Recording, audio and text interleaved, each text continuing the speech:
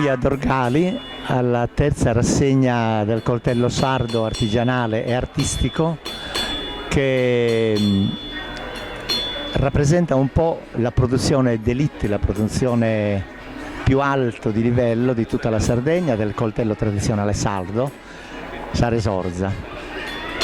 Abbiamo invitato il meglio dei produttori, degli artigiani di tutta la Sardegna, abbiamo oltre 40 espositori che hanno portato il meglio della propria espressione artistica.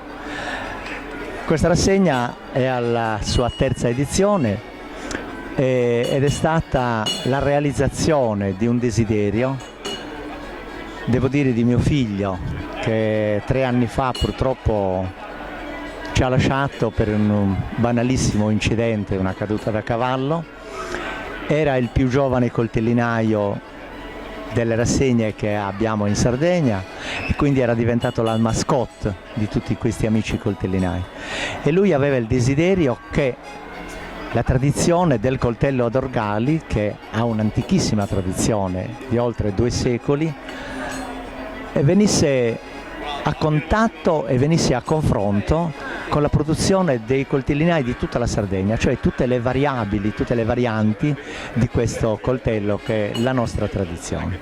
Noi purtroppo questo suo desiderio l'abbiamo esaudito solo dopo la sua morte e oggi lo portiamo avanti proprio in suo nome.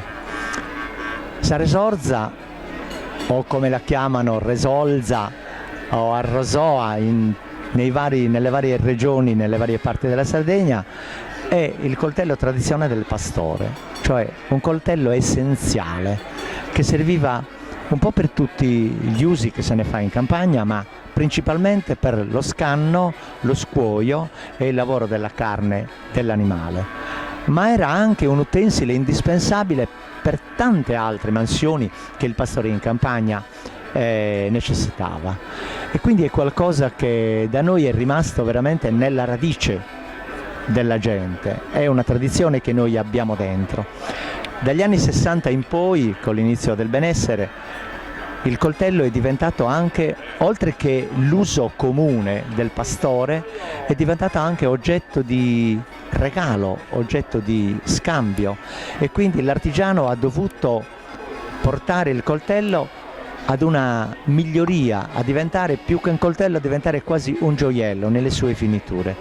E quindi il regalo di un coltello per noi è un segno di grande amicizia, perché come diceva il nostro presidente Cossiga alcuni anni fa, il coltello è un'arma e io non lo regalo, non lo do ad uno che penso sia un mio nemico, perché me lo potrebbe rivoltare contro.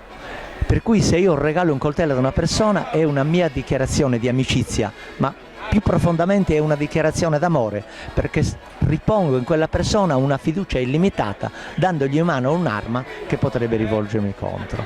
Ecco, questo è proprio il nocciolo della nostra tradizione, quello che noi pensiamo, ed ecco perché il coltello da noi ha questo valore e soprattutto questa diffusione. Da Dorgali quest'oggi vi salutiamo e speriamo di incontrarci, di trovarci per un'altra edizione. Grazie.